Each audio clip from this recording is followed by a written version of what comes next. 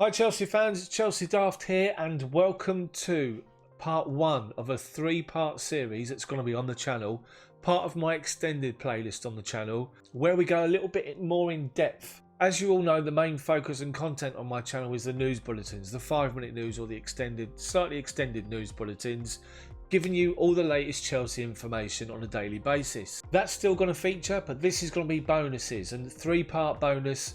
And the reason I'm doing it is because, let's face it, you guys watch my channel, you watch George Benson, you watch Football Therapy, you watch Blue Lines TV. There's plenty of focus on potential transfers that are out there.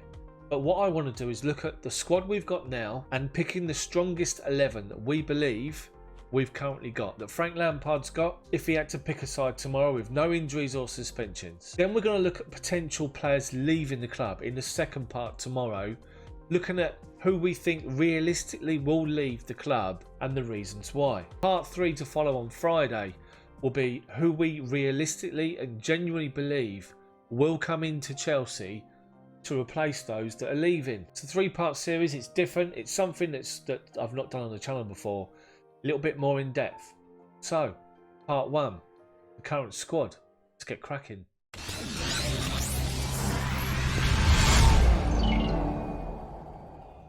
So guys, I'm asking you now to be Frank Lampard. We're now in a normal situation. There's no lockdown. You're Frank Lampard on a Wednesday morning, sitting in his office, planning for a game coming up this weekend. Hypothetically, every single person in our squad is fit. There's no suspensions. There's no injuries.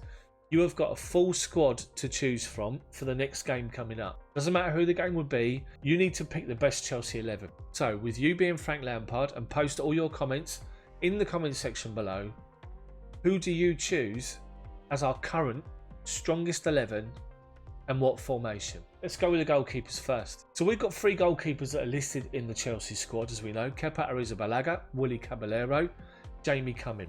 Straight away, Jamie Cumming, as we know, he wouldn't feature, so he's out the equation. So it's between Kepa and Willy Caballero. Now for me, it's got to be Kepa. Kepa's had a dodgy moment this season, dropped, fought his way back. He had a dodgy moment last season with Sarri, took a lot of stick from it, fought his way back, and it seems as though he's doing that again with Frank Lampard this year. And the last couple of performances before the postponement of football, he played well. As to Willy Caballero, he's a backup. He's been brought in as the backup. I think we can all agree, sitting here, he's erratic. He can be a great shot stopper, but he's also erratic, and someone that will give the back 4 more confidence. And I think if you have the choice between the two, again, what we currently have, Kepa gets the nod in goal. So to the defenders. Now, what formation would you choose?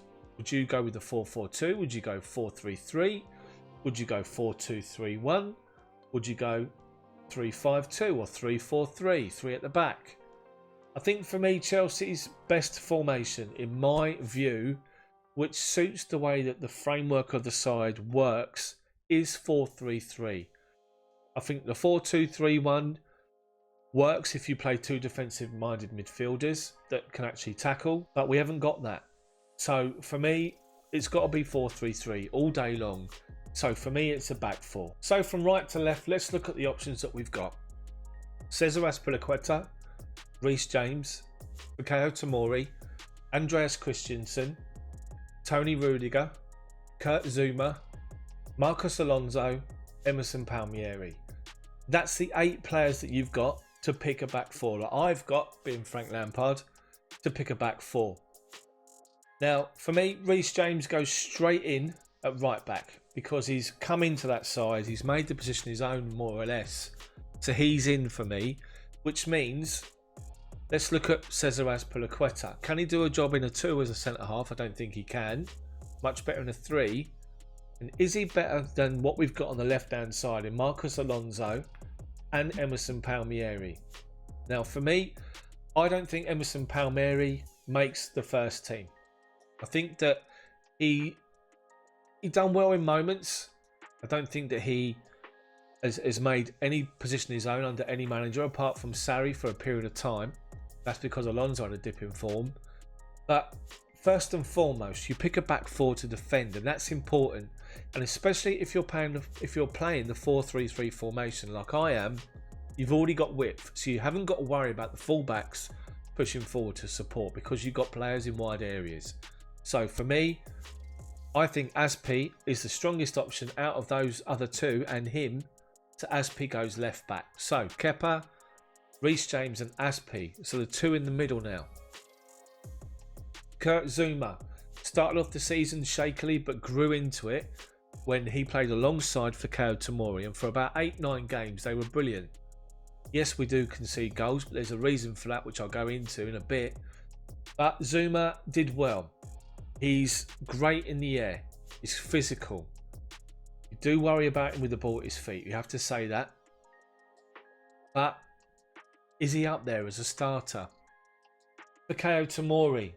Some shaky moments with the ball at his feet. But his ability to read the game, to cover positions, to cover other defenders, his speed, he's great in the tackle as well. He needs to be better in the air, much better in the air.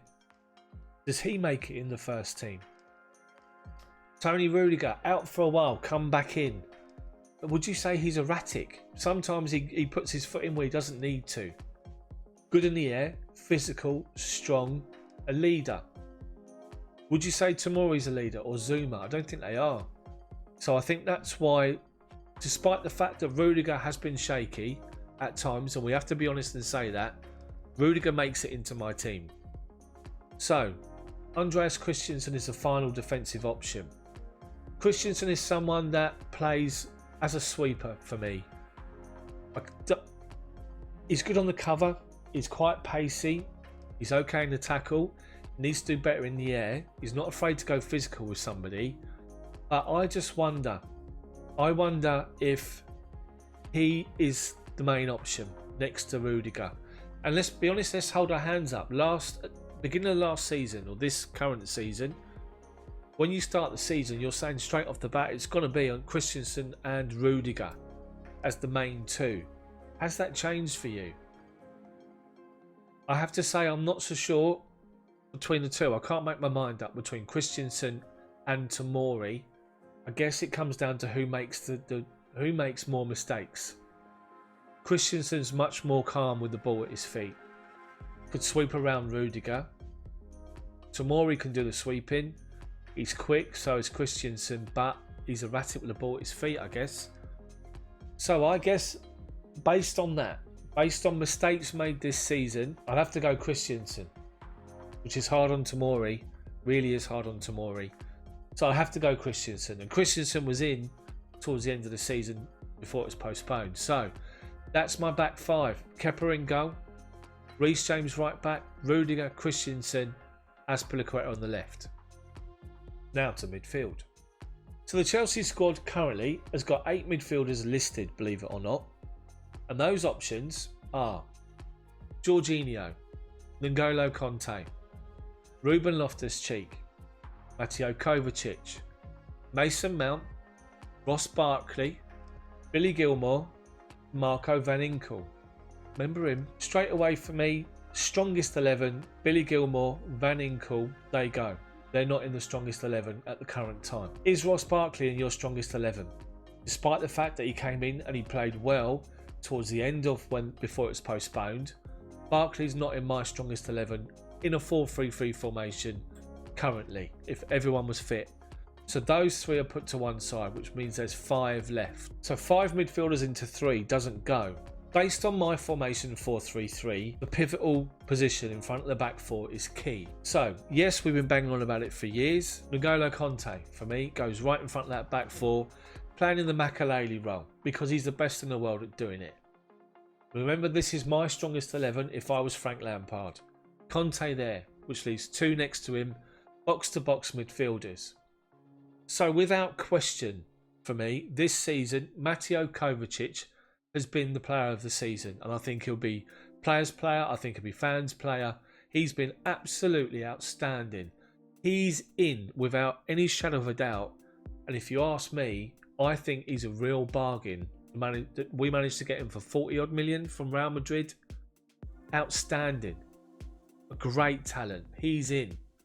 So Kanté Kovacic, which means one place between 3 players in a 4-3-3 box to box. Now box to box key. Jorginho, for me, I don't think he makes it in my first 11 in the 4-3-3. Yes, his use of the ball is good. Yes, he can keep things going and keep things ticking along. But that's not what my formation is all about. Jorginho, box to box, not for me. Would he swap with Conte? No. Let's be blatantly honest here. Chelsea have conceded a lot of goals. Chelsea have dropped a lot of points. It's not Jorginho's fault, but we need to take him away from playing in front of the back four. He's improved 100% on last season. His tackling's better. His physicality's better. But he's not good enough to play in that role still. You need a different character in that role, and that's why Conte's there. Is he a box-to-box player? No.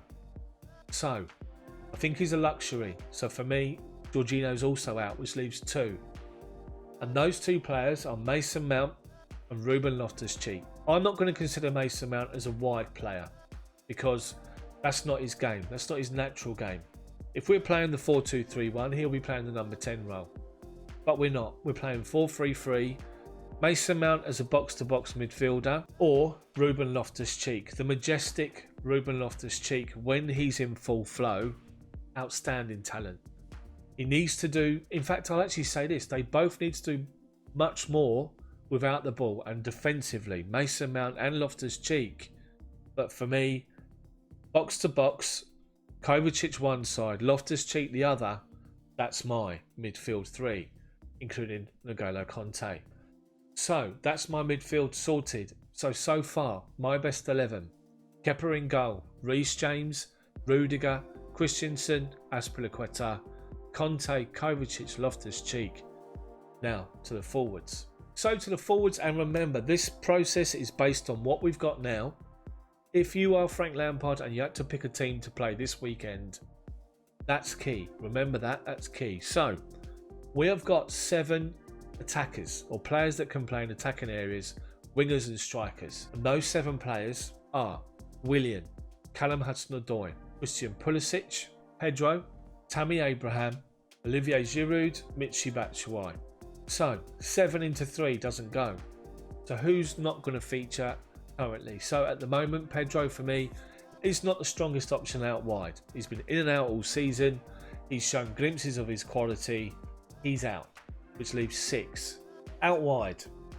So we've got a choice now between 3 players for 2 positions. Willian, Pulisic, Hudson-Odoi. For me, strongest 11, Willian goes on the right hand side because he is.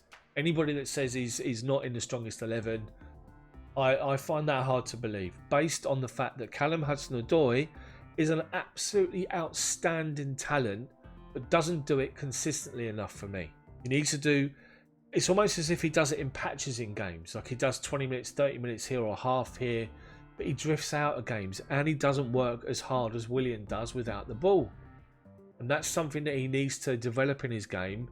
So that's why I've given you an indication.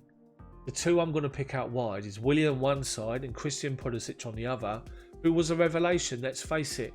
Pulisic works his arse off without the ball. He proved that he can be a real influence with the ball going forward. He's impressed everyone. He come in and made a bit of a slow start, got an early assist away at Norwich, I think, for Mason Mount. Give him some confidence. He was out the side, come back in. Burnley scores a hat-trick, the perfect hat-trick. Pulisic is outstanding and will just continue to grow. He's got a battle on his hands next season with Hakim Ziyech and Hudson-Odoi, and one other maybe. But based on what we've got right here, right now, Pulisic on the left, Willian on the right, which now leaves one position, which is the striker. Michy Batshuayi for me. He's someone that's an impact sub that comes on and scores goals. When he started on occasion, he's done well, but he was given an opportunity this season and didn't take it. Really struggled, really affected his confidence, so he's out. So it's between 2, Tammy and Olivier Giroud. Now, for me, it's tough. And the reason that it's tough is because the 4-3-3, you play with a link man up front. Now, normally you'd say Olivier Giroud. Olivier Giroud is someone that is underrated in my opinion. His link play is outstanding. He's physical, he's strong, he's a presence up front. He can play people in, he can play off of people, he scores goals. But in this young Chelsea side, you need somebody that's a little bit more mobile. And I think Tammy at the moment just nicks it. So Tammy Abraham up front. And the reason being is because he is mobile, he is quick, he's impressed all of us with his goals in the Premier League this season. But again, there are areas he needs to improve on. He needs to be more physical. He must be much more of a presence up front to develop into a similar style as the Costas and the Girouds of this world. He needs to be better in the air. He just needs to develop his game, which is, he was showing signs of doing it. But as far as being down that middle, leading that line to put the ball in the back of the net, we've got no complaints. So that, Chelsea fans, is my strongest 11. Just to recap, 4-3-3 formation. Kepa, Reece James, Rudiger, Christensen, Aspi, Conte, Kovacic, Loftus-Cheek, Willian, Pulisic, Abraham. That's my strongest 11 as we've got now. You agree? Post your comments in the comment section below and let me know what your strongest 11 would be if you are Frank Lampard. So Chelsea fans, that's it from me. Part 1 of this 3-part series. I hope you've enjoyed it. If you have, smash that like button for me. Then subscribe to the channel and hit the bell for notifications to make sure you're notified when my videos come out. Also, check out the other 2 videos listed here for more content from my channel. Post all your comments in the comment section below. Thanks for watching. See you next time.